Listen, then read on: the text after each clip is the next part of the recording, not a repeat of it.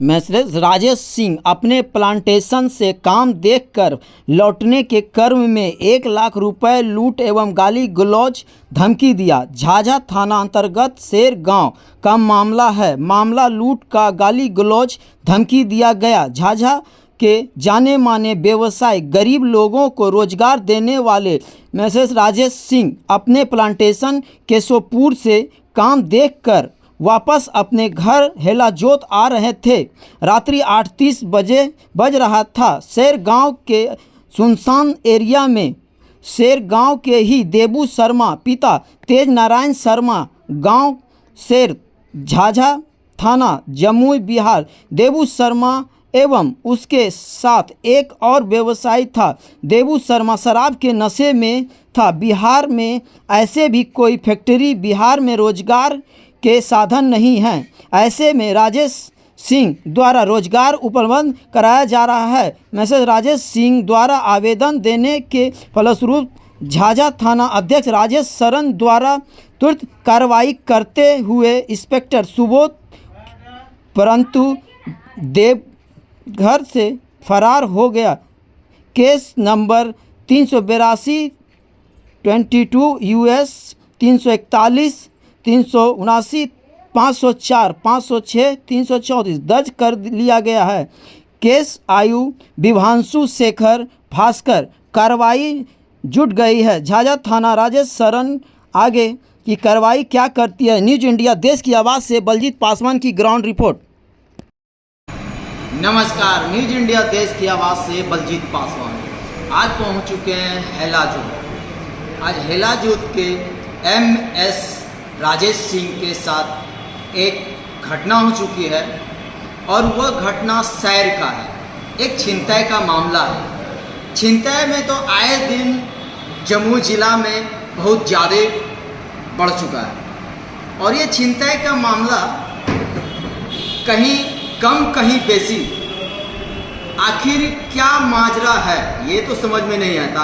आज एक प्लांट लगाने के लिए राजेश जी शेर गांव से आगे जाते हैं और उन्हीं के बीच में शेर गांव में कुछ अपराधी उनका गाड़ी रोककर उनके साथ गाली गलौज करते हुए 1 लाख रुपया लूट लेते हैं। आखिर क्यों? राजेश जी जाने माने एक अच्छे व्यक्ति हैं, मगर अगर इनके साथ ऐसा हो जाए ये दुर्भाग्य की बात।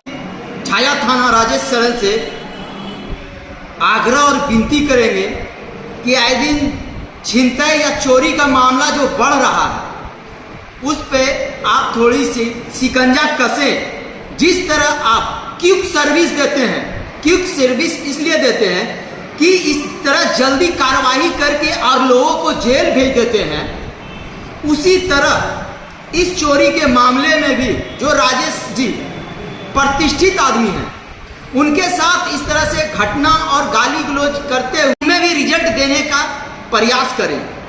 हालांकि राजेश जी हमें बताएं कि जैसे ही घटना का सूचना और आवेदन हमने दिया थाना में, राजेश जी अपने ऑफिसर को दल बल के साथ इंक्वायरी के लिए भेजे और इंक्वायरी भी किया।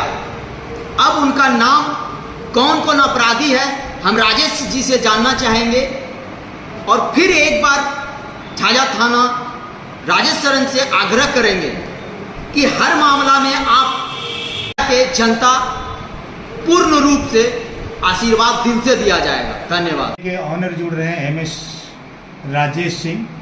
सर क्या कुछ आपके साथ घटनाएं घटी हैं? मैं मिसेस राजेश सिंह का प्रोप्राइटर हूँ फर्म का। हम एक्चुअली कल जमुई से अपने प्लांट केशवपुर में एक प्लांट में लगा रहा हूँ। वहाँ पे लेबर पेमेंट को और स्टाफ पेमेंट को लेके हम पैसा जमुई से लेके अपने प्लांट पे आए केशवपुर में। कितना पैसा लेकर आए? हम 1,25,000 रुपये लेके आए, जिसमें कि 25,000 रुपये हमने लेबर पेमेंट और स्टाफ पेमेंट वहाँ करके 1 लाख रुपया बाकी पैसा जो रेस्ट बचा वो हम अपने गाड़ी में रख के मैं अपने घर आवास झाझा हेलाजोत में आ रहा था। उसी आने के क्रम में शहर के पास पांडेडी से आगे एक शहर पड़ता है गांव, जहाँ पे 2 बाइक सवार हमारे गाड़ी के आगे रोक लेते हैं, और जब हम अपना गाड़ी का शीशा उतार के जब पूछे उससे कि कौन हो तुम लोग, तो गाली गलौज करने लगे। और वो पूछने लगा कि तुम कौन है, तो हम लाइट अपना जलाए तो देखा, हमको पहचाना भी वो आदमी। हम उसको उतने अच्छे से तो नहीं पहचानते थे, बाय नेम नहीं जानते थे, लेकिन चेहरे से हम भी पहचाने उसको। लेकिन उसके बाद भी उसने गाली गलौज करने लगा।